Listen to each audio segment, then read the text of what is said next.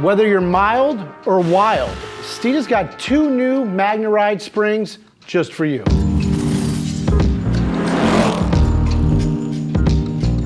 Scott Boda here with Steeda Autosports to talk to you about our 2 new MagneRide spring packages. Now the first one we have here is all because you asked for it. Customers reached out to our sales team and online in some of the forums and said they want a MagneRide drag spring kit. Now, as you know, the rear of these cars with the MagneRide, you have a left-hand wound and a right-hand wound rear coil spring. So what we did was we got with our engineering and we had a left-hand wound spring made specifically for the drag race application. Now what that's going to do is that's going to give you an 800-pound weight spring in the rear of your car combined with a 150-pound weight in the front. What that's going to allow you to do is get that optimal weight transfer while still being able to drive that rear tire into the ground. Now, since it's going to be for a drag racing or street application, since you can do both with it, it's only going to lower your vehicle between 1/2 and 3/4 of an inch, depending on whether you've got an S550 or an S650.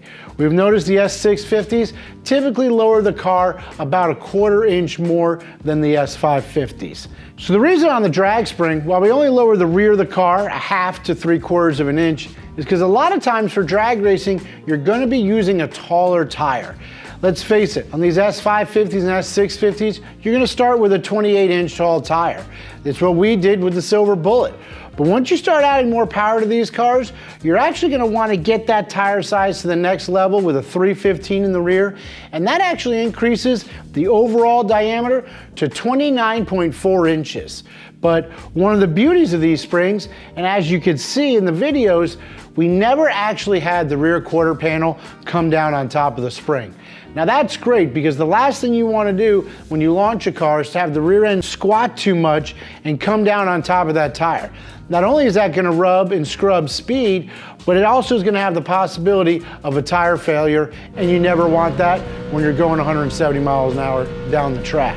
So 1/2 inch to 3/4 of a drop in the rear and about a 3/4 of a drop in the front, but it's going to work perfectly with that 800 in the back, 150 right in the front to give you that weight transfer, to make sure that you're putting the weight exactly where it needs to be to make sure you get down that track every single time. The other beauty of the drag spring is it's actually very comfortable. It's a great all-around spring. In fact, we just installed these on one of Lethal's project cars that Jared is going to be driving all the time. Why? Because once again, it offers a great ride and it's going to perform when you go to the track. Now on the milder side of things, we've got our Steeda MagneRide minimum drop springs. We're going to keep the same 800-pound weight in the rear, and we're going to bump the front up to about 200 pounds. So it's going to give you a little bit better handling on the street over the drag race version. But once again, a very, very comfortable spring. If you live in the city, maybe you got a lot of potholes, a lot of curbs in your city, you don't have to worry about tearing up that brand new Steeda front splitter because your front end's too low.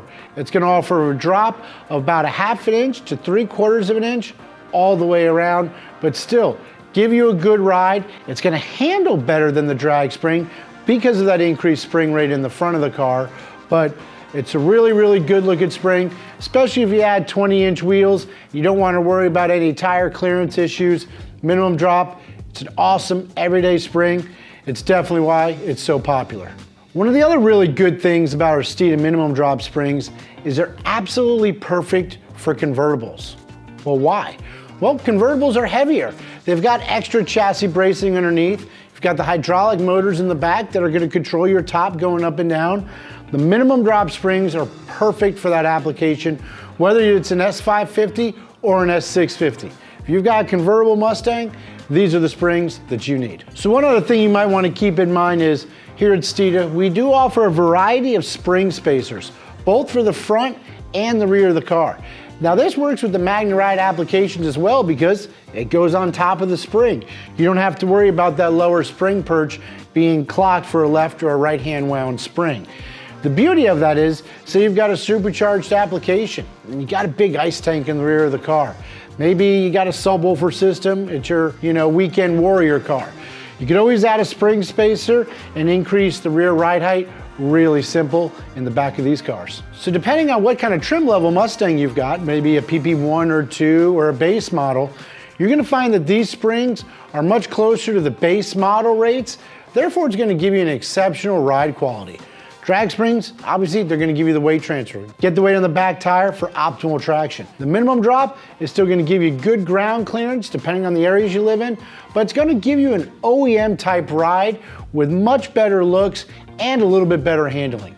Either spring option, if it's gonna be your daily driver, you can't miss with either of them.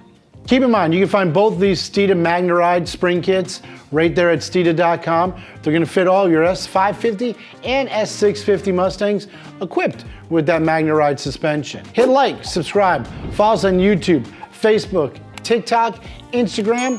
Remember the most important thing, Steeda, where speed matters.